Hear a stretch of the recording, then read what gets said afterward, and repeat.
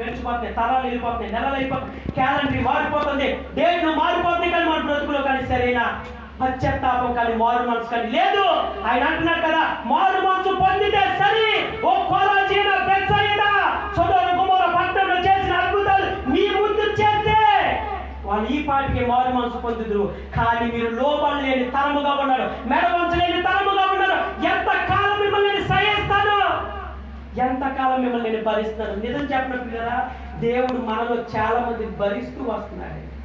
మారుతావేమో, వింటావేమో, విడిచిపెడతావేమో, నీకు ఆశీర్వాదం కావాలి, దేవుడి దగ్గర నుంచి మేలులు కావాలి, మరలా చేస్తూనే ఉంటాం. ప్రార్థన అయిన నెక్స్ట్ మినిట్ నీ బ్రతికేంటి, మందిరానికి వచ్చి వెళ్ళిన పరకెక్కిన నెక్స్ట్ మినిట్ నీ ప్రార్థన ఏంటి, ఒంటరితనంలో ఉన్నప్పుడు నీ బ్రతికేంటి, ఎవరు లేనప్పుడు నువ్వేం చేస్తావు, ఎవరితో మాట్లాడుతావు, ఎందుకు మాట్లాడుతావు, ఏమైనా ఉపయోగం ఉందా, ఏమైనా లాభం ఉందా, నువ్వు చేస్తున్నానికి ఏమైనా ఉపయోగం ఉందా?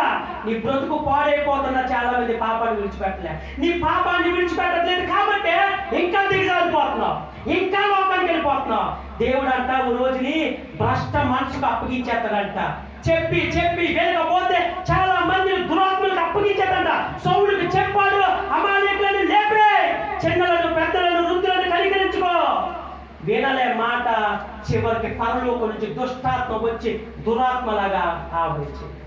ఈరోజు నువ్వు నీలో నాలో విడిచిపెట్టలేని రహస్య పాపములు దేవుడు అంటాడు, నా సన్నిధి ముఖ కాంతిలో నీ రహస్య పాపములు కడబడుచున్నవి. ఈమె పాపాత్మురాలమైన స్త్రీయే కావచ్చు, కానీ నా యేసయ్య దగ్గరికి ఏమిటో తెలుసా, ఆయన ఎక్కడున్నాడో తెలుసుకుంది. రెండోదిగా అత్తరు తీసుకొచ్చింది. మూడోదిగా ఏం చేసింది, పాదాల దగ్గర నిలబడింది. తగ్గించుకోండి ఆమె, పాదాల దగ్గర తగ్గించుకుంది. ఈ శరణం ప్రభా, ఇంతకాలం నా బతికేదో బతికేశాను, కానీ ఇంక నుంచి నాకు వద్దు.